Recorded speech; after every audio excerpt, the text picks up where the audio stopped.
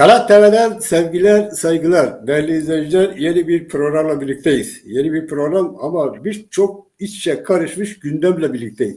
Gerçekten gündemler iç içe katlanmış gibi. Elbette tekrarlamak zorundayız ki bunlar Orta Doğu'daki gelişmelerden ayrı ele alınamaz. Orta Doğu gelişmelerin direkt ya da en direkt ilişkisi vardır. Bu karmakarışık gündem içerisinde siyasi tarafların da kendine göre hesapları vardır. Bunlar gibi Türk devletinde bir hesabı vardır. Bu hesapların gündemleri de kendisine göredir. 27 Şubat'ta bilindiği gibi işte Öcalan vasıtasıyla, İmralı vasıtasıyla Türk devletinin aslında istediği açıklama yapıldı. Bu açıklamayla birlikte gördüğümüz ve bildiğimiz gibi, izlenildiği gibi bu İmralı yörüngesindeki bütün çevreler tam AKP'nin istediği noktaya geldi. İstediği noktaya kasıt yani işte barış var diye işte diyelim ki bir süreç var diye kendilerine uydurmuş bir süreç var diye etkisiz hale getirdi. İşte tam bu sırada sıra bir başka gündeme geldi. Yani İmralı'nın açıklamasıyla rahatlayan AKP ve MHP hükümeti sıradaki gündeme el attı. Sıradaki gündemle İmamoğlu'nun şahsında CHP. Neden CHP? Çünkü AKP'nin uzun bir süre iktidarda kalması için bir yol temizliğine ihtiyacı var. Bu yol temizlik de elbette CHP'dir. Yani aslında Türkiye Devleti'nin klikleri arasındaki çatışmalardır. Yani Paris'in İslamizm kökenli AKP yanına Pantürkizm bir küçük grubu alıp MHP'yi alıp onun karşısında gibi görünen CHP'yi yıpratma. Ama bunu da İmamoğlu vasıtası yaptı. Bu çekişmeler devam ederken şimdi bu gündem içerisinde biz Kürtlerin durumu ne? Bizi ne kadar ilgilendiriyor ve bizi esas ilgilendiren ne? Diyebiliriz ki bizi esas ilgilendiren bu senenin 2025'in Nevrozu'dur. 2025'in Nevroz'unda bazı çok önemli detaylar vardır. İşte biz bu detayları bu gelişmelere bağlı olarak konuklarımızla konuşacağız. Onların görüşlerini alıp onların değerlendirmesini dinleyeceğiz. İki konuğumuz var. Birisi Sayın Diyar Budak yazar. Hoş geldiniz. Teşekkür ediyorum. İyi Nevrozlar diliyorum. Teşekkürler. Diğer konuğumuz da Sayın İsmet Yücel, gazeteci yazar. Hoş geldiniz. Hoş bulduk. İyi akşamlar. Bir kere daha Nevroz'umuz kutlu olsun. Bütün Kürt Sağ olun. Teşekkür ederiz. Sizinki de kutlu olsun. Ben Diyar'dan başlayayım. Yani birisinden başlayacağım. Bu çok şey değil. Yani Diyar şöyle bir son gelişmeleri şöyle değerlendirdiğimiz zaman bu AKP, CHP, MHP, CHP çekişmesi. Ama ondan evvel mesela bugünün Nevruz'u gerçekten ilginç, dikkat çekici bazı detaylar var. Ben şöyle bir soru sorayım size. Siz bu yılın Nevruz'unu nasıl değerlendiriyorsunuz? Buyurun. Teşekkür ediyorum. İsmetciğime de iyi akşamlar diliyorum. İyi akşamlar. Şimdi Nevruz Türkiye Kürdistan'ında özellikle 1970 sonrası Kürt ulusal hareketlerinin özellikle Dev Genç'ten, TİP'ten, THK'dan, işte CHP'den kopan insanların kurdukları yeni partiler, Kürt Ulusal Partileri 1974'ten başlamak üzere ülkemiz Kuzey Kürdistan'da düzenli olarak kutlamaya başladılar. Bu 77 1 Mayıs'ı sonrası Kürdistan'da kutlamalar daha büyük bir boyut aldı. Diyelim ki Başur Kürdistan'ında çok uzun yıllara dayanan bir geçmişi olmasına rağmen bizim özellikle kapitalist ilişkilerin Kürdistan'da gelişmesinden sonra bir aydın hareketi, yeni kurulan Kürt örgütleri bu süreçte Nevroz'a ilişkin kutlamalarda bulundular. Çeşitli aktiviteleri oldu. 1980 darbesiyle bu darbelendi. Kürt Ulusal Hareketi ciddi bir yenilgi yaşadı. Çok önemli kadroları yurt dışına kaçtı. Binlerce insanı işkencelerde, hapishanelerde kalmak zorunda kaldılar. Yani bu gelenek edinildikten sonra 1981'de hatırladığım kadarıyla Diyarbakır cezaevindeyken biz Koğuş 23 olarak da 21 Mart günü Nevruz'umuzu bir takım arkadaşlar sırtını duvardaki gözeneklere dayamış Nevruz'u orada da kutlamıştık. 1980 darbesinden sonra özellikle 90'lı yıllarda Kürt halkı çok ciddi bir kırım yaşadı. Yani her Nevruz'u beklediğimizde nefes nefese Nevruz gününü bekliyorduk. Ne kadar insan vurulacak, ne kadar insan yakalanacak, nasıl bir katliam yapılacak. O dönem hatırlarsınız. JITEM'in, kontrgerillanın, Tansu Çiller'in, ordunun, polisin, bütün mevcut partilerin Kürt düşmanlığı oldukça fazlaydı. Kürt düşmanlığı şahsında Nevruz kutlamalarına da tepki çok büyüktü.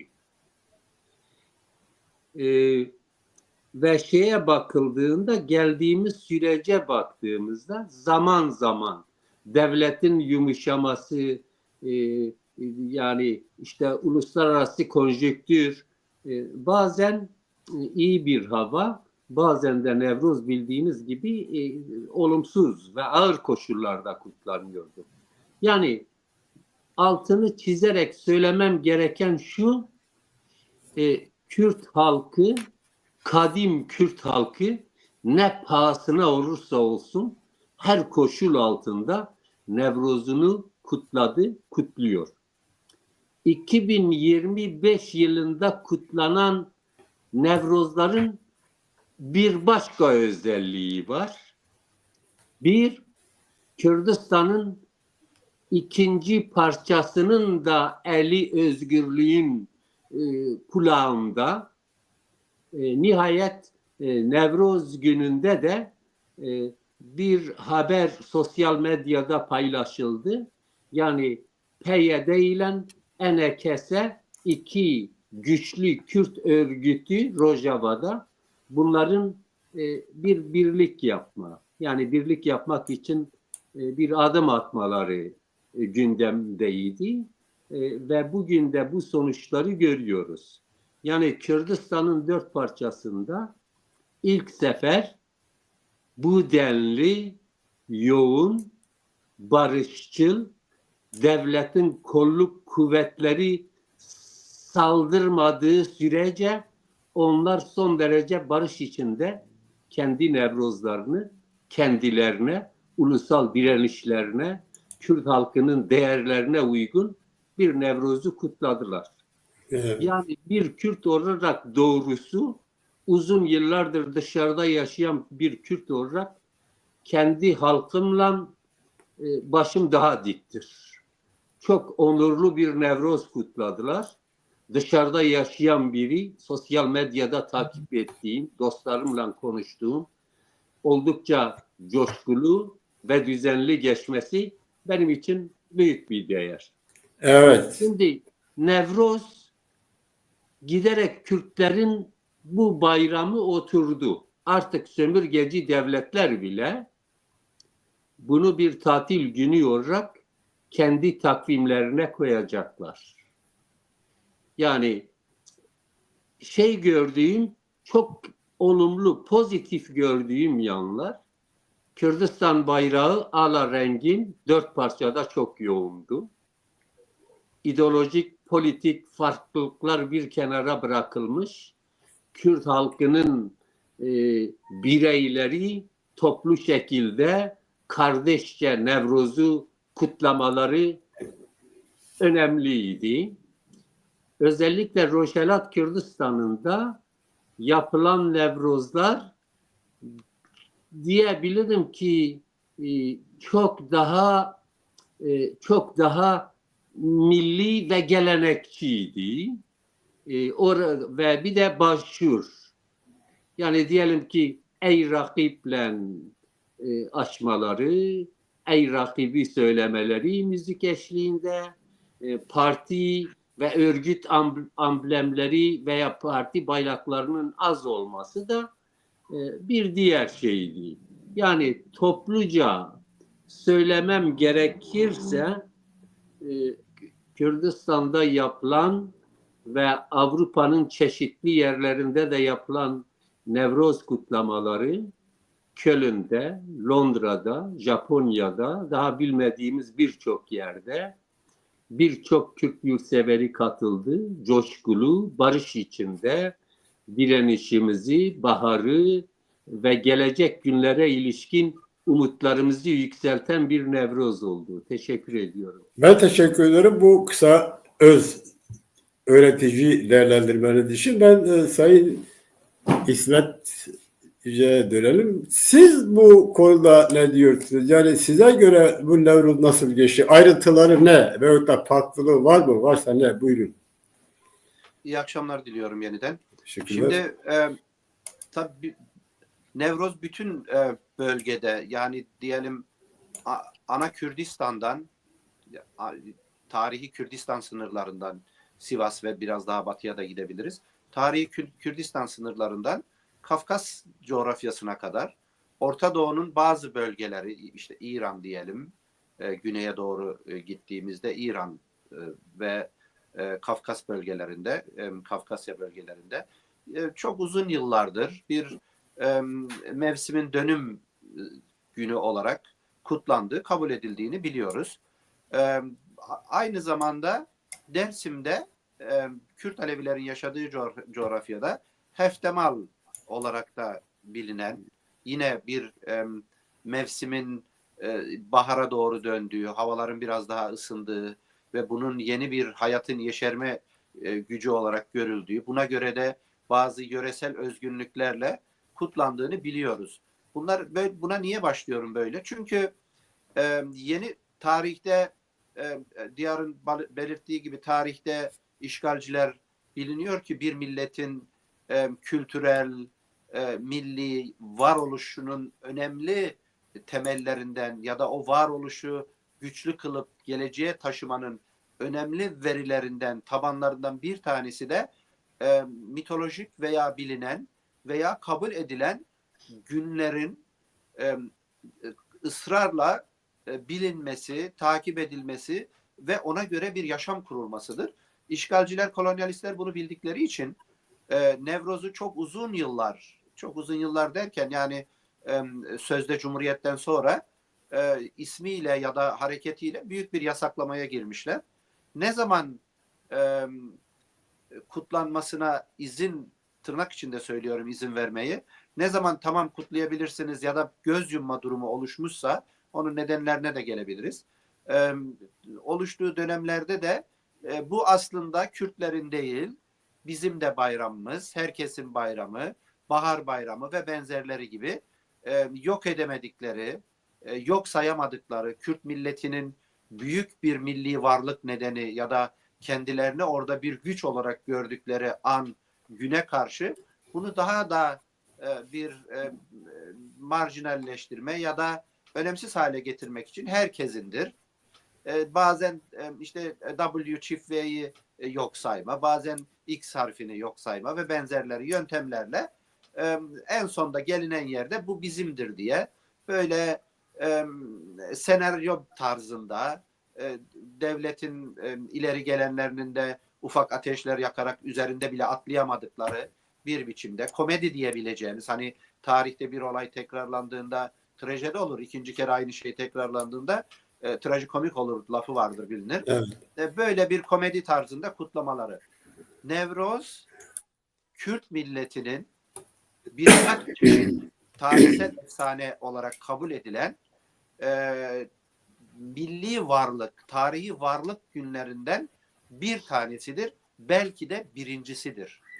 Bunun 3-4 tane şeyi var. Yani bu ateşin önemli olması Nevroz'da. İlham Hocam, şeye geleceğim. Yani bu yeni dönemdeki farkı, ilkleri, güzellikleri nedir? Ona geleceğim ama böyle kısaca bir çerçeve. Tabii. Yok sanırım. Tabii.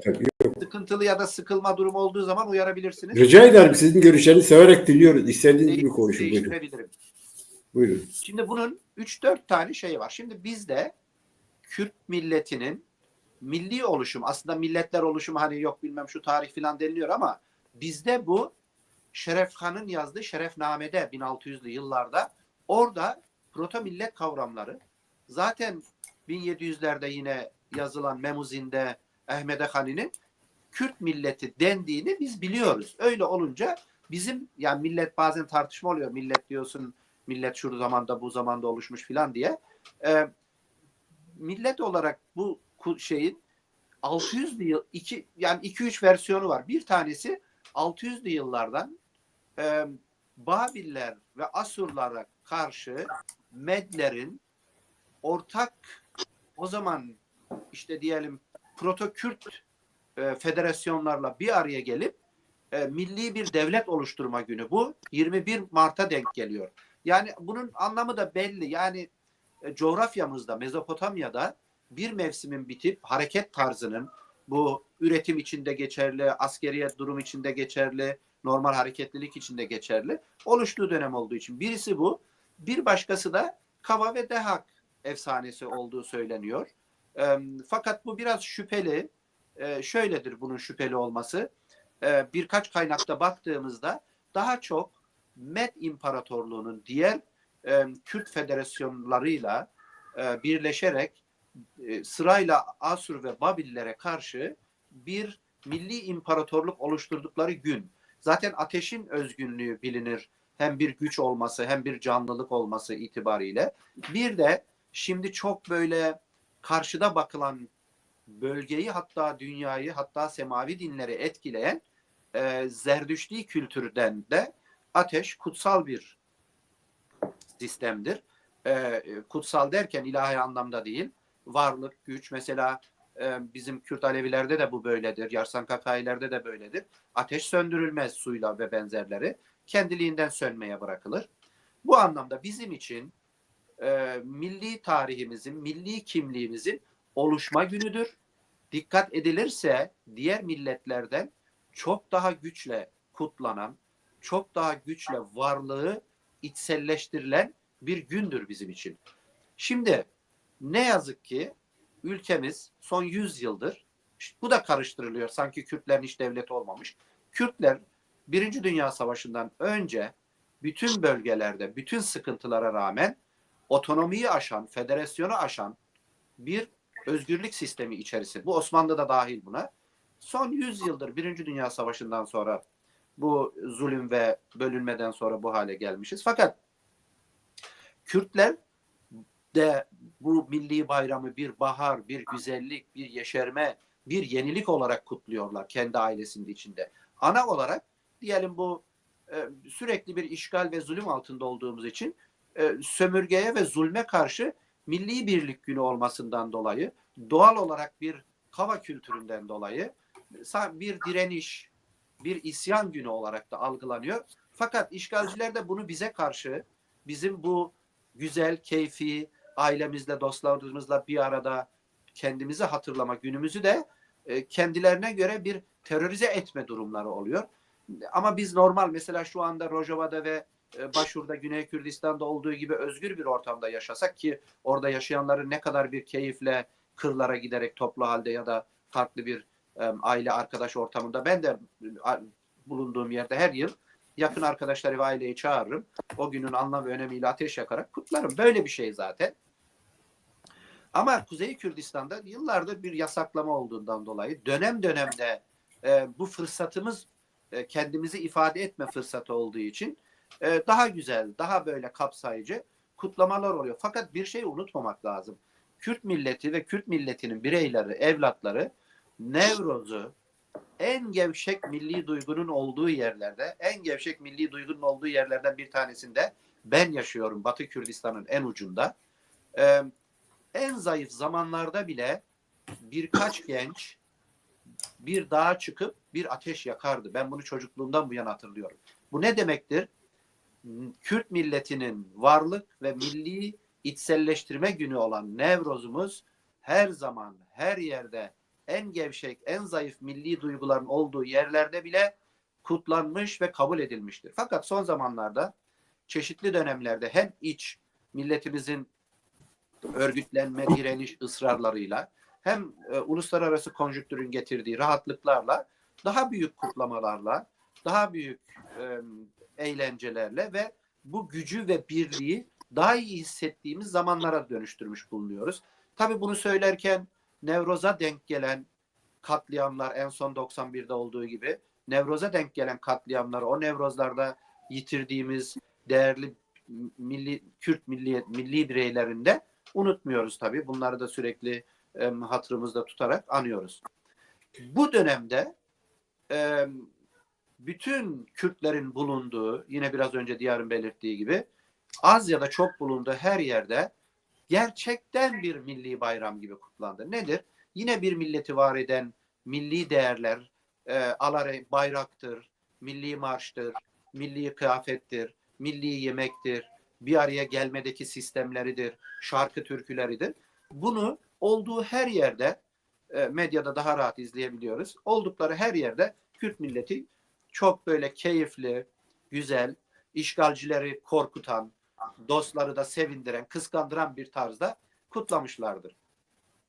Fakat ana olarak iki sıkıntılı bölgemizde, Doğu Kürdistan, Rojilat'ta ve Kuzey Kürdistan'ımızda, Bakur'da daha farklı bir kutlama, daha farklı bir durum oluşmuştur. Nedir? Mesela Rojilat'ta neredeyse Rojilat hareketli nüfusunun, yani %30'larına varan gücü alanlarda, dağlarda, sokaklarda çeşitli provokasyon denemelerine rağmen, tabii Rojilat her zaman bu milli kültürü oluşturan değerleri, kavramları hiç reddetmemişlerdir, kabul etmişlerdir ve sürekli bunu vurgulamışlardır. O biçimde kutlamışlardır. Güzel bir tarzda, bazı ufak tefek provokasyonlara rağmen bu geliştirilmiş. Bakur'a gelince her zamankinden farklı birkaç şey olmuş. Daha olumlu anlamda söylüyorum. Bir, daha içselleştirilmiş, daha birlikte, daha kendini o topraklara, o vatana hissettirecekleri bir biçimde kutlanmış. Büyük katılımlar Kürdistan'da, yani Sivas'tan Hakkari'ye kadar, Dersim'den Siirt'e kadar bir bölgede olabilecek büyük katılımlarla ve en önemlisi de artık bir milletin sembolü haline gelen alarenginle, milli bayrakla kutlanması ve bunun ön planda tutulması, olunan alanlarda gençlerin ya da katılımcıların yine istediğimiz boyutta olmadığı için az olan o bayraklarla resim çektirmek istemesi, yan yana görünmek istemesi, evet, farklı bir güzellik oluşturmuştur sayı olarak da. Bir de daha önceki yıllarda denenmişti, çok başarılı olmadı ama bizim de ufak bir katkımızla bu sene Kürt Gençlik Bağımsızlık Grubu diyebileceğimiz bir grup, Diyarbakır merkezde ama Bazit'te, Doğu Beyazıt'ta, Ahmede Hani'nin mezarında, İshak Paşa Sarayı'nda, Kasra İshak Paşa'dan o bölgede bir bağımsızlık yürüyüşü, büyük, herkesin elinde Kürdistan bayrakları, hiçbir ideolojik şey olmayan, sadece milli durumu gösteren hareketliliklerle gündüz 1000'e yakın katılımla, gençlerin, kadınların katılımıyla bir kutlama, gecede bir meşaleli yürüyüş, hatta böyle duyumumuza göre güvenlik güçleri durdurmak istemişler, işte şunu şöyle böyle, onlar da belli bir şeyle, konsensüsle o eylem gerçekleştirilmiş. Bu da çok önemliydi. Evet, evet. Biraz bizim için bir milli alandır Doğu Beyazıt, Ahmede Hani'den dolayı. Bu bakımdan çok olumlu geçmiştir. Bunun etkileri ve yönelimini sanırım biraz sonra yeniden konuşabiliriz. Tamam. Çok teşekkür ediyorum. Yani sizin de aslında işaret ettiniz ve bizim de değinmeye zorunlu kendi gördüğümüz konu, geçmiş yıllarda da zaten hep kutlanıyordu Nevruz. Ama şimdi biz Nevruz dediğimiz zaman hiç kimsenin itiraz edemeyeceği bir gerçek var. O da şu: Nevruz, Kürdistan milletine bir direniş günü, bir zafer gününü ifade ediyor. Yani bu mitolojide ve gerçeklikte böyle, ama ne olursa olsun bir milli bayram. Diğer halklar şuraya bir şekilde, farklı şekilde kutluyorlar, şu yapıyorlar. Onların sorunu. Onlara bir şey diyemeyiz. Sizin de işaret ettiğiniz gibi Türk devleti yıllar yılı inkar etti. Baktı ki olmuyor. Bu sefer içini bozdu. Ne dedi? Ya Nevruz aslında bizimdir. Nevruz ettiler. Neymiş? Orta Asyalı dedelermiş, şu bu falan. Şimdi dikkat çekilen bir şey, birileri inkar edemeyince içini boşaltıyor. Yani bozuyor. Nevruz'un içini bozuyor. Bu yıl dikkat ederseniz bazı kesimler daha evvelki yıllarda olduğu gibi bugün ise Nevruz'a verdiği isim şu: Demokratik Toplum Nevruz'u. Şimdi bu isim aslında Kürdistan'daki milli ifade eden milli bayrama aslında aykırı bir şeydir. Hangi demokratik, hangi toplum? Bu Nevruz'un içeriğini bozmadır. Nevruz'un yani kendi simgesini bozmadır, içini boşaltmadır. Ve bu sene madem Nevruz milli bir bayramsa milli bir simgeyi ifade ediyor. Bu sene taşınan o milli simge bayrak o anlamıyla yani Nevruz'un kendisinin gerçekten rayına oturtulması olarak görmek gerekiyor. Çünkü şimdiye kadar o kesim bazı kesimler hiç bayrak taşımadı. Sen bayrak taşımıyorsan, bayrağa karşıysan milletten bahsetme, milliden bahsetme. Her millette bir milli değeri var. Yani Kürtlerin de milletse bunun bir milli değeri var. Ben Nevruz'da bu milli günü ifade ediyor. Ama işte bu içerik biraz bozulduğu için, bozmak istedikleri için hem devlet tarafından hem de işte o bazı çevreler tarafından. İşte bu seneki Nevruz'da halk şuna cevap verdi. Bayrağını aldı, Nevruz'unu kutladı. Burada diyarın da dediği gibi, sizin de dediğiniz gibi ideoloji falan yok. Burada kişilerin düşüncesi falan yok. Burada bir milli gündür. Bu bayram milli bayramdır. Yurtsal olan herkes bayrağını alıp Nevruz'u kutladı. İşte bunun anlamı bu. Ben yine bu konuda diyara döneceğim. Bu konuyu bir soru daha soracağım. Diyara sonra daha başka zamanı elbedikçe başka güncel konular dedim. Şimdi diğer her olgunun bir içeriği var. Nevruz'un da bir anlamı var. Zaten Sayın İsmet de anlattı. Milli bayramdır. Nasıl anlatırsa anlasınlar ama bir milli bayram. Direniş bayramıdır. Direniş bayramının zafere götürülüş günüdür. Şimdi peki milli bayramsa milli simgelerle ifade edilir. Yani mesela milli giysiler giyilir. O da şart değil. Yani sen giyersin giymezsin ama bütün milleti temsil eden bir bayrak var bütün milletler. Onunla kutlanır. Bak sosyal bayram değil bu. Milli bayram diyoruz. Veyahut da bir ekonomik bayram değil. Veyahut da bir ne bileyim işte bir yöreye ait sadece o yöreye ait bir bayram değil. Milli bayram. Ve bu milli bayram esasında milli bayraklarla kutlanmamalı mıdır? Yani bunun başka şekilde kutlanmasının milli bayram özelliğini yitirmiyor mu? Ben bu soruyu tekrar sorayım. Buyurun. Diğer. Yani şimdi sömürgeci devletlerin yaşam tarzına bakın. Çocuk doğar doğmaz öyle bir milliyetçilik işliyorlar ki bu milliyetçilik başkasının haklarını yok edecek kadar zehirli ve tehlikeli bir milliyetçilik. Irkçılık, evet. Biz Kürtler kendi toprağımızda diyelim ki kendi milli bir günümüzü kutlarken bile demokratik şeylerden, ucibelerden bahsetmemiz son derece etik olmayan bir şey, ahlaki olmayan bir şey. Biliyor musun? Milliliğe hizmet etmeyen bir şey. Şimdi bir Kürt şalıyla, şepiyle, giyinişiyle, bir kadın aynı şekilde kofisiyle, giyindiği uzun elbisesiyle, rengarenk elbisesiyle bizi temsil ediyor. Bu bizim bir milli giyinişimizdir. Yani diyelim ki bir başkaları gibi kültür devrimi deyip şapka getirmemişiz. Neysek 1000 yıllardan beridir kullandığımız kültürü kullanıyoruz. Bir yan, bir diğer yan. Yani diyelim ki Nevruz sizin de belirttiğiniz gibi direniş günüdür, bahar günüdür, gece gündüzün bir olma günüdür. Nevruz Kürt kültürünü sergileme günüdür. Kürt şehitlerini anma günüdür. Emek veren, bu uğurda bedel ödeyen insanları hatırlamak, anmak, saygıyla onlar için bir ateş yakma, bir mum yakma günüdür. Bu anlamda Kürdistan'ın 4 parçasında insanların sadece Kürt bayraklarıyla Kürtleri temsil eden Ağrı Dağı'nda kullanılan sembolümüz kimi güçler tarafından renkleri ters yüz edilerek bize sunuluyor.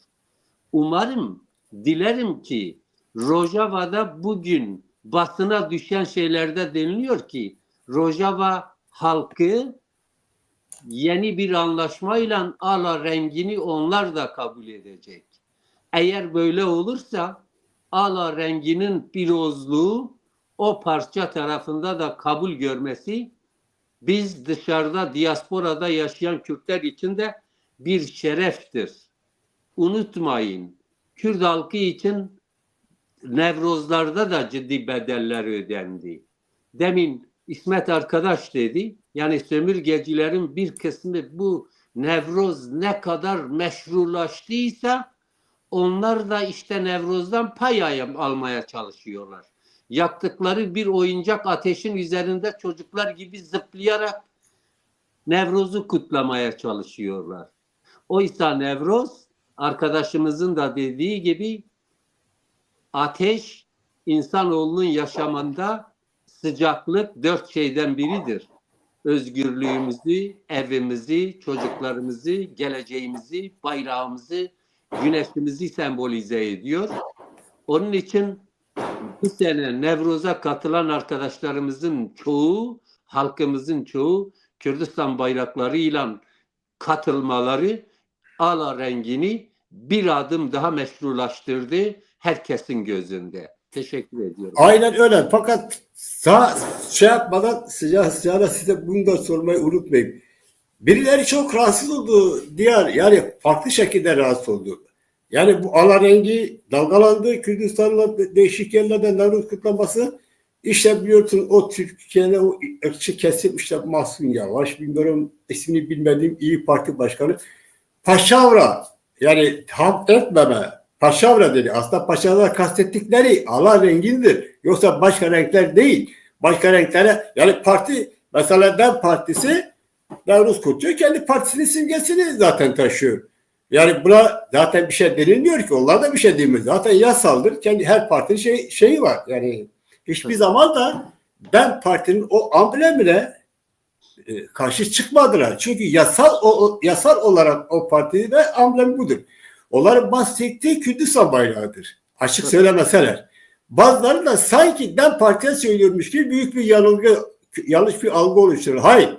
DEM Parti'nin bayrağı zaten meclise asılıdır. Yani o parti bayrağıdır. Tabii. Onların kastettiği milli bayrak, ulusal bayrak. Şimdi bu ne bileyim sömürgeli şımarıklık. Bir ekleme yapabilir miyim? Buyur. Size zaten soracaktım bunu. Evet. Yani sömürgeci devletler Kürt renklerinden korkuyorlar, hazmedemiyorlar. Hatırlar mısınız? 1990'larda trafik ışıklarını bile bu sömürgeci devletler Kürtlerin ala rengini çağrıştırıyor diye değiştirmeye çalıştılar. Evet, Batman'da, Van'da bugün de sonuçlarını görüyorlar. Aynı devletin torunları, aynı devletin çocukları 40 milyon, 50 milyonluk bir halkı temsil eden ala rengine bir evladi zina artı böyle diyebiliyor. Sonradan da onu değiştiriyor. Diyor ki ben o anlamda söylemedim. Şimdi Kürt halkının değerlerine sadece o değil. Türk gazetecilerin çoğuna bakın. Merdan Yanardağ da dahil olmak üzere. evet. O bayrağın ne işi var diyor orada. Belli ki sömürgeciler ulusal taleplerimizin sembolü olan bayrağımıza ve bize ve halkımıza düşmanlıklarını sonsuz bir şekilde yürütüyorlar. Ama görünen odur ki bu sene yapılan Nevroz sömürgecileri ve onların uşaklarını ciddi şekilde korkutmuştur. Zaten esas o mesela bahsettiğiniz o trafik işaretleri de Kürdistan bayrağının simgelerini ifade ettiği için karşı çıktılar. Yoksa karşı çıkmadılar. Yani kısacası uzatmak istemiyorum, sizin zamanınızı almak istemiyorum. Eğer Kürt milletinin bir davranışına ulusal içerik, ulusal talep yoksa onlar için sorun değil. Tabii ki. Demokratik dersin, barış dersin önemli değil. Onların esas olarak korktukları şey tahammül etmekte şey Kürt milletinin milli talepleri. Onları dile getiren çağrışım, o milli özgürlüğü dile getiren davranış, çağrışım, bayrak, simge, onların esasları, korktukları buna karşı çıktıkları budur. Yoksa başka şeylere hiçbir zaman karşı çıkmaz. Size bunu hatırlatayım. Bir eski devletin akıllardan birisi geçmiş yıllarda dediği gibi devrimcilere diyormuş ki ya gel İstanbul'a bağırın söyleyin kahrolsun emperyalizm yaşasın Vietnam Kurtuluş Savaşı yaşasın Angola Laos Kurtuluş Savaşı sorun değil. Biz de zaten birlikte de yürüyüş yaparız. Ama demiş Kürtçülükten bahsetmeyin. Bakın yani Kürtçülükten kastettik Kürt milletinin ulusal taleplerinden bahsetmiyorum. Mantık bu. Yoksa sen demokrasi diyorsun, barış diyorsun. Ya kimse karşı çıkmıyor buna. Soyut şey.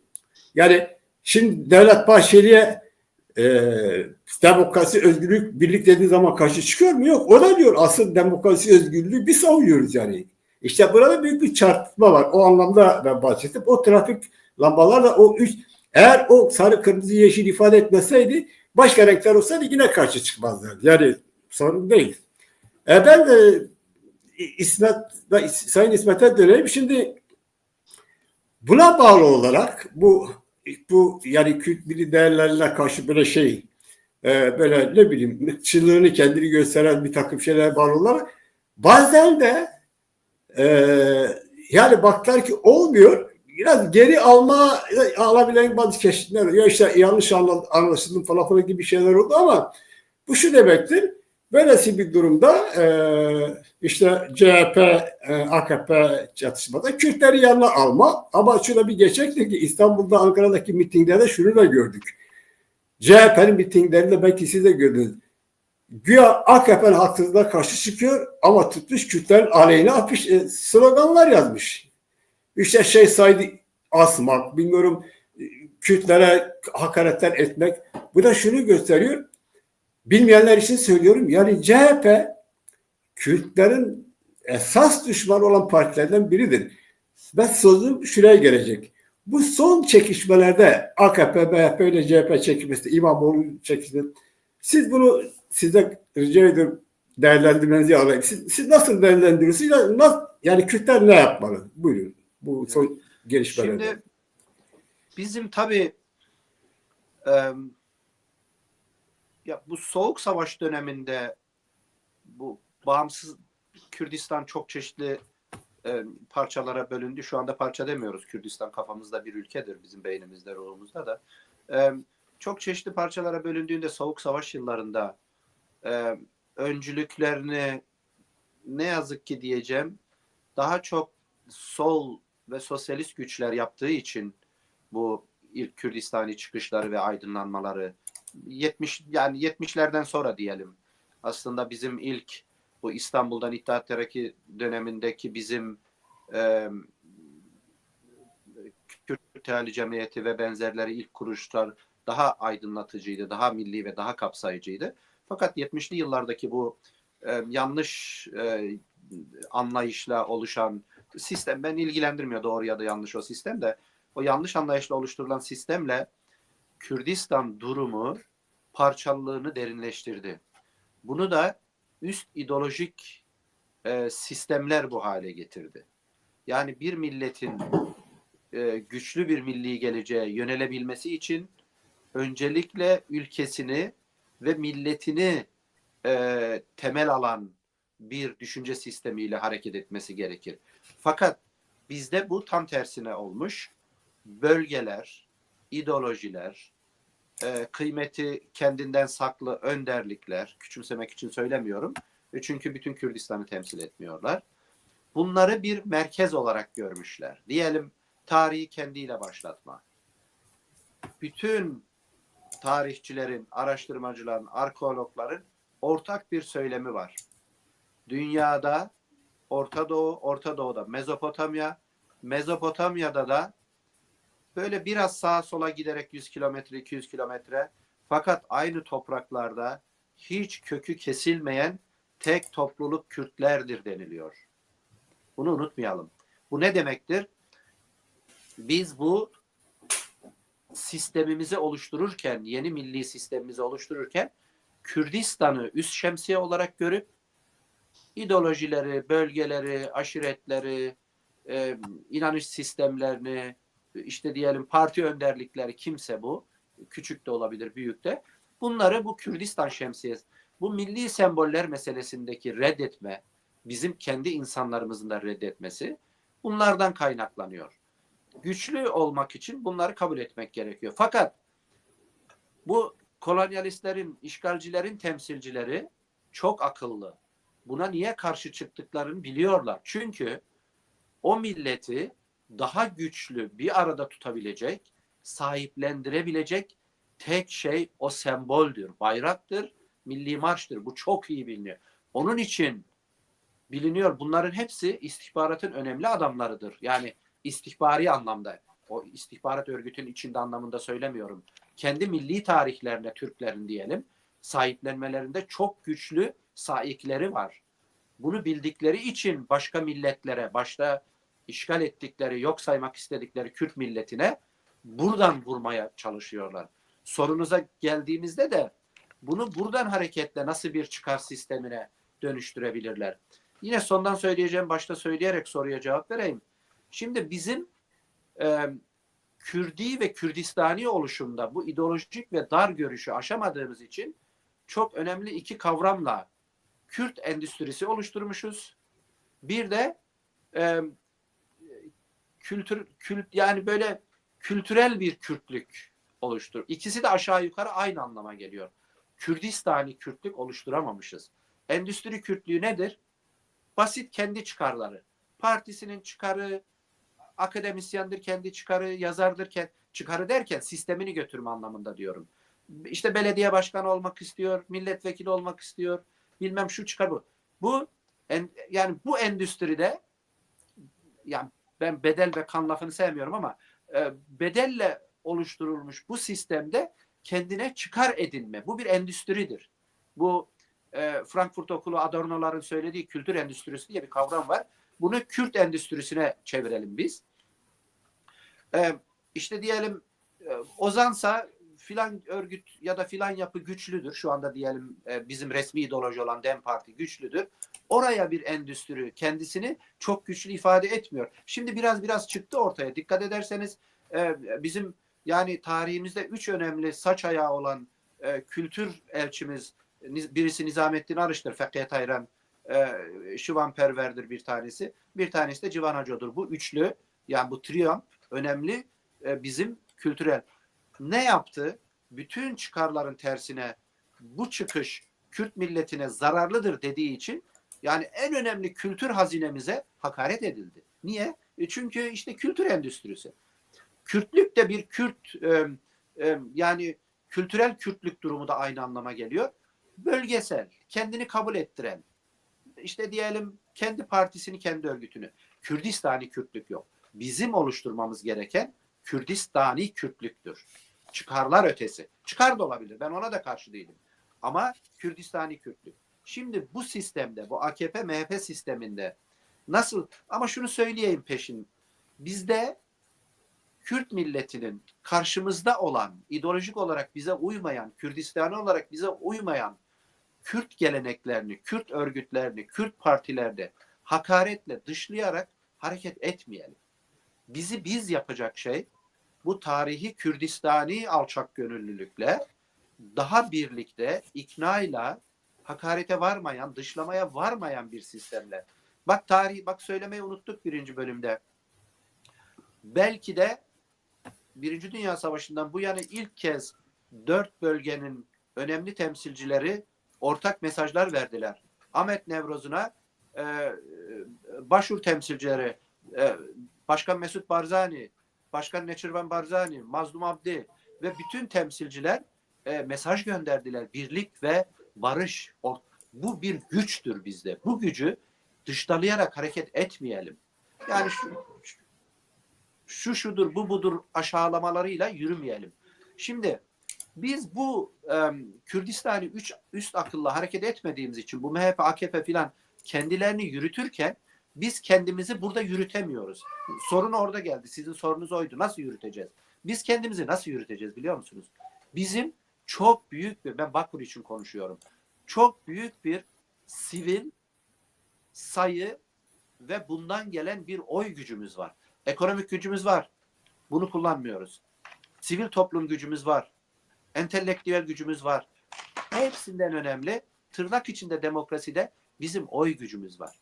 Ben Kürt milleti konusunda, Kürdistan konusunda çıkarcı bir yazar, araştırmacıyım. Kürdistan çıkarlarına hareket eden çıkarcı birisiyim. Bu nedir? Benim için karşımdaki ideoloji önemli değil. Benim durduğum yerde Kürt milleti için ne alabileceğim, Kürt milletini geleceğe doğru daha güçlü nasıl götürebileceğim önemlidir. Bunu da demokratik ortamlarda şu anda dünyanın konjüktürel ve jeopolitik durumu bunu gerektiriyor. Nedir? Kendine içte güçlenme, dışarıda destek alma. İçte güçlü olmazsan, yani dışarı görüyor. Mesela Kürtlerin tek sıkıntısı bu. Hep uğraşmış ya, diplomasi yapalım şu bu filan. Hayır. Sen içte birlik ve güçlü görünmezsen diplomasin işe yaramaz. Bu nedir? Dışarısı biliyor. Gider Rojava'da 3 ayrı kanada oynar, böler Kürtleri. Dışarısı biliyor. Bakur'da gider şunu bunu yapar. Bak şu anda yaptığı gibi. Ne dediği belli olmayan bir barış süreci. Karşı değilim. Her tür yumuşama bizim işimize yarar. Üçüncü gücüz biz milliyetçi Kürtler olarak. Üçüncü gücün işine yarar. Kendi alanımızı oluşturabiliriz. Entelektüel çalışmalarımızı, ki bu son Nevroz'da görüldüğü gibi her yerde, yani daha milli bayraklar ve benzerleri. Bu fırsatı böyle değerlendirmemiz lazım. Yani dışarısı değil mi? Aklında dışarısı şunu geçirmezse, dese ki bu Kürtler bir duvar gibi bir cephedir. Kendi milli meseleleri söz konusu olduğu zaman biz bunlara bölemeyiz. Bunlara istediğimizi yaptıramayızı bilsinler. Diplomasi bir güç o zaman oluşur. Şu anda Türkiye biliyor. Bahçeli biliyor. Erdoğan biliyor. Bizi istediği gibi bölebilir. Bizi istediği gibi oy deposu olarak kullanabilir. Deniyor. Bazen olmadı. Son 2 seçimde istediği şeyi yapamadılar ama şimdi de yapmak istedikleri aynı şey. Bunu unutmayalım. Bizim hiçbir şey istemesek bile burası ayrı bir ülkedir. Kürdistan'dır. Yani diyelim yerel yönetimi güçlendirme ya da kendi temsili. Benim oyum bu kadar. İşte diyelim 7-8 milyon oy çıkıyor Kürdistan'da. 6 milyonu resmi temsil, bizim Kürtlerin resmi ideolojisi olan, ki sıkıntılı bir durum. Türk resmi ideolojisi gibi. Bu da bizim üstümüzde ikinci baskı. Böyle Kürdistan isteyen Kürdistani güçler için. Bilse ki biz bunu bir oy olarak merkeze götürebilirsek çok ciddi sonuçlar elde edebiliriz. Geldiğimiz nokta aynı nokta. Bunu bizim temsilciler diyebilmeli ki bak benim bu kadar oyum var. Bunu istediğimiz gibi biz kullanabiliriz. Bu bizim için bir fırsattır. Eğer benim çıkarlarıma bu denk geliyorsa, bilindiği gibi yumuşamayı muhafazakar partiler yapıyor. Kendisini sol liberal gören Cumhuriyet'in sözde kurucu partisi bizim karşımızda, görüyorsunuz bunu. Özür dilemesinin nedeni de son anda fark etti ki sistem tamamen dağılıyor. Kürdistan'da 7-8 milyon, Türkiye'de yaşayan Kürtler ve Kürt dostları yine 4-5 milyon oy, bu oyu kaybedecek. Ama bizdeki durum, biz bunu bir blok güç olarak gösteremiyoruz karşıya. Mesela benim çok böyle içim acıyarak izlediğim son İmamoğlu için kullanılan oylar. Bizim bulunduğumuz ortamlarda bütün Kürtler gitti. Bütün. Mesela Londra Nevrozu. İğne atsan yere düşmez tarzında kutlanırdı. Bu sene o kadar güçlü geçmedi. İlham Hocam niye biliyor musunuz? Aynı gün o CHP'nin oyu vardı. Yarısı gitti oraya oy kullandı. Kilometre kuyruk oldu. İçim acıdı. O Türk bayraklarının altında, o işgalci bayrağın altında gitti oy. Ne var? Demokrasiymiş, demokrasiymiş. Sana demokrasi yok. Senin milli kahramanının resmini koyuyor Ankara'da, bunu asacağız diyor. Şeyh Said bizim için ruhtur. Evet. Yani bunu ancak böyle hamasetle, biraz şimdi hamaset yapmış gibi oldum da, bunu hamasetle aşamayız. Bunu nasıl aşarız? Elimizdeki güç, ben savaşa karşıyım, ölme öldürmeye karşıyım. Elimizde sivil toplum oy gücü var Kürdistan. Dikkat edin, Kürdistan'da resmi ideoloji olan DEM Partisi'ne oy, sokak röportajlarında oy verirken ne diyor millet? Ben Kürdüm, burası Kürdistan'dır, onun için DEM Partisi'ne oy veriyorum ya da HDP. Onu Kürdistani temsil görüyor. Kimse anlatamıyor, temsil değildir bu. Seni yok ediyor, anlatamıyor. İşte bizim anlatmamız, hem içimize anlatmamız gereken bu, hem karşıya da anlatmamız gereken bizim bu gücümüz var.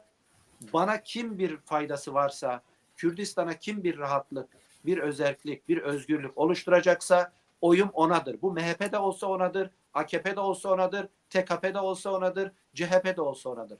Çıkarcı davranmamız lazım. Bak, kendi milli meseleleri söz konusu olduğunda Türk'ün solu, sağı, İran'ın, Arap'ın, Pers'in solu, sağı aynı davranıyor. Farklı davranan tek biziz. Nevroza yarısı gitmiyor işgalci partiye oy vermek için. Fazla uzatmayayım. Bir sonraki bir konuşmada olur. Evet, yani gerçekten çok girerim. teşekkür ederim. Yani aslında olması gerekeni söylediniz. Yani bir milletin millet olmaktan kaynaklanan hakları tartışılmaz bile. Siz de bunun olması gerektiğini söylediniz. Bir şey ben açıklamak, yani açıklık getireyim. Sizin bahsettiğiniz milli birlik, işte mesela diyelim ki diğer bahsetti, dedi ki Rojava'da işte duyumlarımıza göre işte milli bayrağı kabul etme ve diyelim ki özellikle o kazanmış mevzileri kazanma, o yönetiminin gidip bazılarıyla Güney Kürdistan yönetimiyle görüşmeleri. Şimdi bu bir yurtsever için gerçekten sevindirici bir şey. Yani yurtsever bir ruhu varsa sevindirici bir şey. Bu Kürdistani akıldır işte. Aynen. Bizi Sayın Mesut Barzani'nin ve tabii başkasının neye ideolojik olarak ne olduğu o anlamda ilgilendirmiyor. Ama eğer milli bir durum varsa, milli bir görüşme varsa, yani millet için, milletin çıkarı için, yani Kürt milletin çıkarı için bir esas görüşme varsa, ve bir çıkar varsa, bir milli bayrağı, milli değerlere sahip çıkmak varsa, elbette bizim de isteğimiz bu. Karşı çıktığımız ise milli değerlere karşı çıkanlar. Yani mesela biz ister miydik ki DEM Partisi Kürtlere o kadar oy alsın ama desin ki ben Kürt Partisi değil ki ben Türkiye Partisiyim. Veyahut da işte son PKK İmralı açıklaması, yani süre önden söyledi. Biz hiçbir şey istemiyoruz. Hatta namus, şeref, neden bir şey. Yani biz buna karşı çıkıyoruz. İstemiyorsan peki niye halkı kandırıyorsun? Yani niye bu kadar bağırtı çağırtı, o bedeller bunun için miydi? Karşı çıktığımız bu. Bu da aslında bizim görevimiz. Çünkü yani bizim isteğimiz gerçekten kimsenin ideolojisine bakmadan Kürt milletinin çıkarıdır. Bu çıkarı savunan kim olursa olsun sizin dediğiniz gibi hepsine saygımız var. Hepsine, ama lütfen Kürdistan milli değerlerine karşı çıkana da vallahi yani insan saygı duyamaz. Çünkü bu bir milletin değerlerine saygı duymamak tartışması bile bitti. Biz mesela başka milletlerin bayrağına hakaret ediyor muyuz? Biz başkasının değerlerine hakaret etmiyoruz. Ama onların da bizim değerlerimize saygı duyması gerekiyor. Gerçi herkes, yani bu iş Türkiye'de var. Ben size söyleyeyim, siz de biliyorsunuz. Türkiye'de, İran'da var. Kürt milletine hakaret etmek. O da onların derdi var. Zaten sorun da o. O olmasa çok daha değişik olacak. Ben diğer dönem fazla şey yapmadı. Zamanımı da verelim.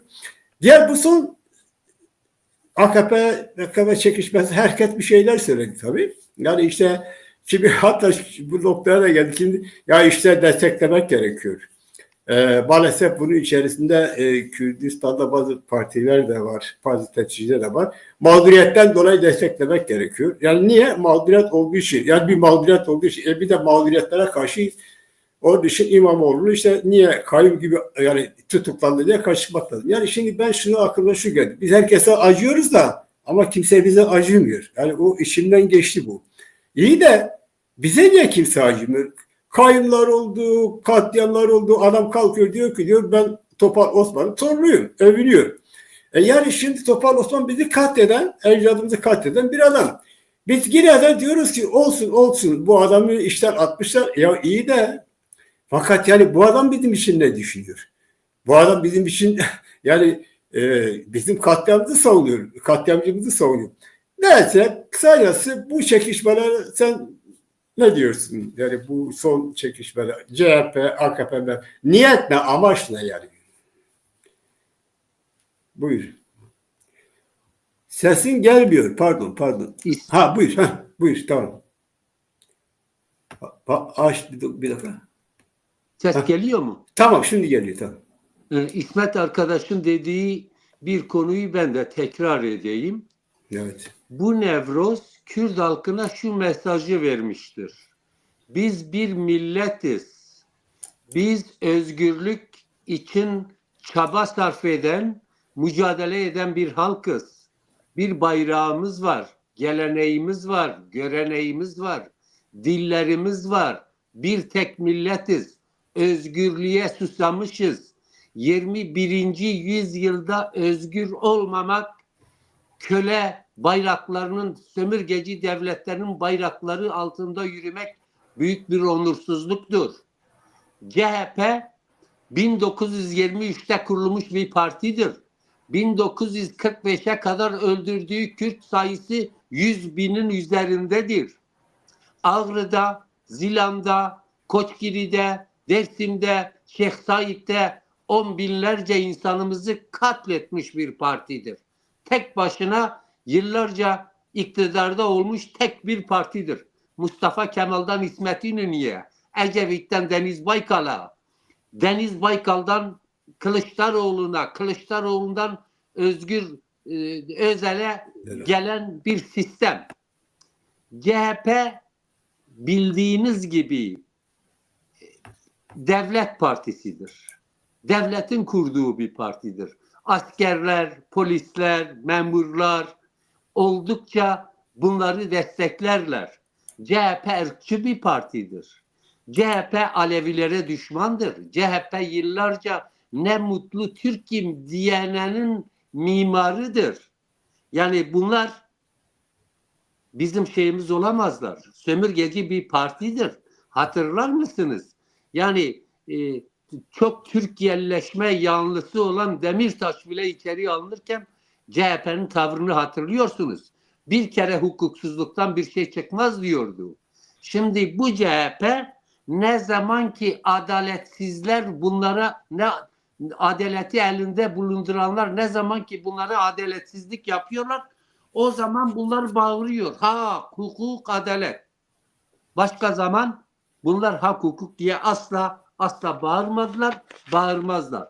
Saraçhane denilen bir yerde, ben bilmiyorum, duyduğum kadarıyla, izlediğim kadarıyla bir haftadır orada bir aktivite var. CHP halkı sokağa çağıracak bir parti değildir. Bu devlet bilgisi dahilinde iyi polisi, kötü polisi oynamaktadırlar. Yani her zaman CHP şu andaki Recep Tayyip Erdoğan'ı defalarca desteklemiştir. Kürdistan'ın diğer parçalarına saldırı olduğunda tezkereler onaylandı. Evet. CHP'li belediye başkanları çocukların üzerine düşen bombaların üzerine isimlerini yazarak gönderdiler. Bu parti şimdi ne kadar kendisini masum göstermek istiyor. Onun için yani biz Kürtler bu konuda şey olmalıyız. Diyor şeytan güçlü olunca melekler suçlu olurmuş. Şimdi bunlar iktidardayken bize böyleydiler. Bugün de AKP iktidardadır. Oldukça otokratik bir rejim oluşturmuşlar. Böyle olunca da bunlar bu gidişattan sanki yani Erdoğan oyla gelen bir diktatördür. Kendilerine bir daha bu mevziyi, bu devlet imkanlarını kullandırmayacak diye CHP'nin duyduğu tepki budur. Türk devletinin kendi içerisindeki anlaşmazlıktan dolayıdır İmamoğlu'nun içeriye alınması. İmamoğlu bir takım gerekçelerle içeriye alındı. Ne kadar doğru, ne kadar doğru değil o kısmını bilmiyoruz. Ama görülen odur ki devletin içinde bir iç çekişme var. Ve bu iç çekişmenin de en büyük nedeni bana kalırsa Kürtlerdir. 100 yıldır bu devlet Kürtleri kandırmıştır.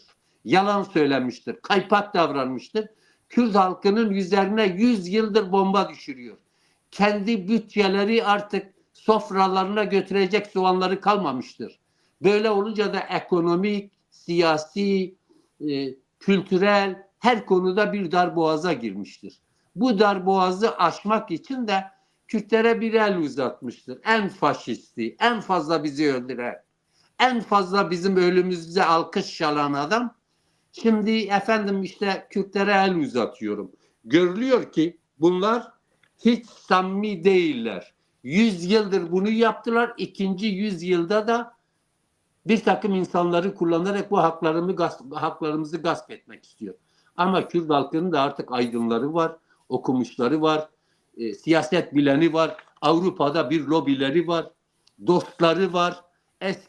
Eskiden söylendiği gibi sadece dağlar Kürtlerin dostu değil. Bize gelen dostlar Türk devletini de biraz ürkütüyor. Türk devletinin beka sorununu gerekçe gösterip böyle bir adım atması aslında doğrudur. Kendilerinin beka sorunu vardır. Biz kendi ülkemizde binlerce yıldır yaşadık, yaşıyoruz. Şeyi de ne diyorsun? O 1071 Malazgirt Savaşı'nın olduğu yeri de söylemesi çok ukalaca bir söylemdir. Yani biz sizi Malazgirt'te kandırdık, aldattık. 10.000 adamınız geldi bize katıldı. Şimdi belli insanların eliyle bir daha sizi kandıracağız. Aynen öyle, evet. Bizimkiler diyor yeşil elma, kırmızı elma. Kırdo, sen gel bunları alma. İkisi de bizim için aynıdır. Onun için yani Kürtlerde şu tavrı bekleyemezsin. Yani İmamoğlu'nu destekleyelim, CHP'yi destekleyelim. Yani bu şu anlama gelir. Kendi düşmanını destekleme anlamına gelir. Bunların iç sorunudur. Kendileri halletsinler. Biz bu Nevroz ayında Nevrozumuzu ve Rojava'daki gelişmelere odaklanalım. Bizim çabamız o olmalı diye düşünüyorum. Aynen, aynen. Buyur. Buyur. Bitir. Evet, teşekkür ediyorum diyeceğim. Ben de çok teşekkür ederim. Yani aslında tam da dediğiniz gibi bizim de işitmek istediğimiz şeyler. Bunlar, ikinizin de gerçekten görüşlerini o anlamda değer veriyoruz. Yani herkes kendi çıkarını düşünüyor. Şimdi mesela bizim birisini desteklememiz için bir sebep olması lazım. Sebep. Şimdi ben bizim CHP'yi desteklememiz için bir sebep olsaydı derdim ki ya işte CHP yani mesela diyor ki Kürtlerin mesela şu hakkı verilsin. Diyor o zaman der ki ya tamam geçmişe ne yapmış ama bugün diyor ki de o hakkı. Ama yok. Hiçbir şey yok. Kürt kardeşlerimiz. Ya kardeşlerimizi geç. Sen şimdi ne diyorsun? Yani bu Kürt kardeşlerine ne diyor? Bakın dikkat edersen AKP'ne böyle iktidara geldi. Böyle Kürtleri işte devlet dersine yüzesin, Kürt sorunu artık çözülsün falan filan. Hep böyle bir hile tekrarlanıyor. Sonra da o Kürt Mehmet dalavere nöbete hikayesi tekrar. Şimdi yine olan bu. Yani bu bizim kaderimiz değil. Birileri bizim üzerinde 100 yıldır oynuyor. Olsa her şey net. Sen eğer Kürtlerin haklarını tanıyorsan Kıbrıs Türk'ü kadar ya. Sen o Boğaz patlattın Kıbrıs Türk'ü kadar Kürtlerin de hakkını da kabul etmelisin. Ama sen etmiyorsun. Dara düştüğün zaman bu filmleri çeviriyorsun. Şimdi bugün yine dara düştüğü için bunlar hep Orta Doğu'daki gelişmelere bağlı olarak yapıyor. Elbette kaderimiz değil. Sizin gibi aydınlarımız artık var bugün. Sizin de dediğiniz gibi gerçekten artık yani bu aynı zamanda yeter demektir. Davranışınızda, görüşlerinizde, tarzınızda yeter demektir. Bizi de umutlandıran budur. Gerçekten bizi de umutlandıran budur. Onlar da sıkıntıya sokan budur aslında. Yani onlar da sıkıntıya sokan sizin gibi aydınların artık çok şeyi kavramış olmaları. Onlar hileleri kavramış olmaları. Biz maalesef yayınımızın da sonuna geldik. Ben sizin son söylemek istedikleriniz varsa Sayın İsmet Yüce, eğer eklemek istediğim ya da son söylemek istediğim bir şey varsa buyurun. Evet. Şimdi bizim Kuzey Kürtlerinde hep söylüyorum sahiplenme ciddi bir meseledir. Onlar bu işte diyelim CHP'dir şudur budur onlar bize gelmesi lazım. Bizim onlarda beklentimizden çok yani onlar demesi lazım ki sizin 7-8 milyon oyunuz var. Ya ne istiyorsunuz bu oyu bize verin. Biz bir şey istemeden veriyoruz oyumuzu. Şimdi yapmamız gereken onlara bu oyumuz var şunu istiyoruz demek. Bunu isteyemiyoruz. Sıkıntı burada. Kuzey Kürtlerinde şu önemli bir mesele. Biz bir şey yaparken ideolojik veya beden veya işte diyelim diaspora veya şu bu üzerinden yap. Çok basit. Biz Kürt milletiyiz. Biz Kürdistan ülkesinin vatandaşıyız. bir vatandaş bir ülkede görevi ne ise, diyelim vergisini verir, yaşı uygunsa askere gider, çalışır ve benzerleri, ülkesini yeşillendirir, doğasını korur, sivil toplum hareketleri içerisinde bulunur, okur, aydın üretim ve benzerleri. Biz de öyle düşünmemiz lazım Kürdistan'ı ve Kürt hareketliliğini. Artık böyle dağ, taş, ölme, öldürme, hapis, sürgün değil de ben Kürdistan'ın vatandaşıyım, vatandaşlık haklarımı istiyorum, görevimi de yerine getireceğim tarzında bir hareketle yola çıkmamız lazım bizim. Yani en önemli şeyimiz bu. Onun için yani çok zor bir şeyden bahsediyoruz, kendi oy gücümüzü kullanma, ama olmuyor. Son olarak bu Rojava çok önemli. Bizim için ikinci bağımsız bölge gibi olacak. Onun maddeleri kesinleşmişe yakın şeyleri söylemek istiyorum. Yani yakında açıklanacak ama kabaca Amerika, Fransa, Sayın Mesut Barzani, Güney Kürdistan hükümeti, ki Mesut Barzani şu anda bizim yaşayan önemli bir önderliğimiz, değerimizdir. Sadece milliyi düşünüyor. Mazlum Abdi ile birlikte, generalle birlikte ortak fikirle şöyle bir şey oluşturmuşlar. Bu Tayyip'i de Türkiye'yi de planını hep suya düşüren, bu açılım dedikleri ya da barış dedikleri şeyin nedenini de boşa düşüren bir şeydir. Öcalan'ın istediği de bunun tersiydi. Şam'a ortak gitme, yani NSK ile PYD'nin Şam'a birlikte hareket ederek gitme. İkinci şey, bu çok komik bir tarzda dünya Rojava Batı Kürdistan derken Kuzeydoğu Suriye nedir bu yani? Böyle komik bir şey olamaz. Bundan vazgeçip Rojava Özerk Yönetimi adını kullanma. Bu çok önemli. Milli bayrak kadar önemli. Bilindiği gibi şu ana kadar ayrılıklar üzerinde hareket etmeyelim ama NSK ve Roj peşmergeleri Rojava'da çok ciddi sıkıntı içerisindeydi. Bundan sonra YPG ve Roj peşmergeleri Güney Kürdistan'da konuşlanıyorlar. Ortak hareket edecek, ordu dağıtılmayacak tarzında bir şeyleri varmış. Özerk veya böyle federasyona, federalizme yakın bir yönetim biçimi Rojava için, Batı Kürdistan için öneriliyormuş. Bir de şey çok önemli, Kürt Ulusal Kongresi bu çerçevede bir Kürt Ulusal Kongresi toplama planı varmış. Bunun yankısı hemen geldi. 2 tane yankısı geldi. Bir tanesi, Dürziler demiş ki İsrail'in desteklediği için belirli sayı güçleri yok ama diplomatik ve uluslararası güçleri çok fazla. Demişler ki böyle bir federatif sistem, bu Kürtlerin istediği gibi bir şey olursa biz de katılır ve destekleriz. Bu çok önemli. Öbürü de çok resmi bir bilgi değil ama böyle gibi görünüyor. Amerika Dışişleri Bakanı ile görüşen Hikmet Fidan, bu istedikleri şeyler, Amerika Fransa ile Rojava'da bunu yapmak istedikleri için o diplomatik ilişkiler iyi gitmemiş anladığım kadarıyla. Demek ki Kürtler bir arada durup milli istekleriyle, kendi sivil gücüyle hareket ettiğinde dışarısı da ona göre hareket edecek. Biz bir vatandaş ruhuyla hareket edelim. Kürt vatandaşı, Kürdistan vatandaşı. Çok ayrıntıya, çok derinliğe, çok bedele de ihtiyacımız yok. Bu gücümüz, bu tarihimiz oluşmuştur. Bu dileklerimle bitireyim. İlham Hocama da diğer hocama da teşekkürlerimi sunarım. Çok teşekkür ederim bu dilekleriniz için ve zaten bütün Kürt liderliğini aslında isteklerini ifade eden dilekler. Hocam çok teşekkür ederiz. Ben Sayın Diyar'a sorayım. Diyar, bu eğer unuttuğunuz ya da söylemek istediğin bir şey var mı acaba? Buyurun, size dinleyelim. Buyur. Ben çok dini, inançlı biri değilim. Evet.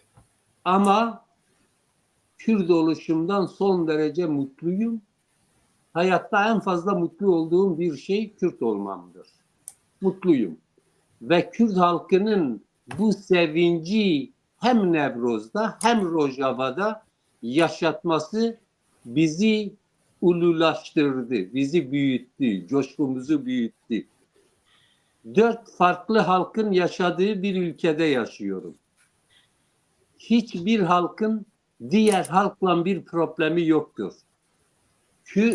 Türkler Kürt halkını ve Türk halkına yalan söylüyorlar, korkutuyorlar. Kürt halkı bölücü bir halk değildir. Kürt halkı kendi dilini, kendi kültürünü konuşursa hiçbir sorun değil.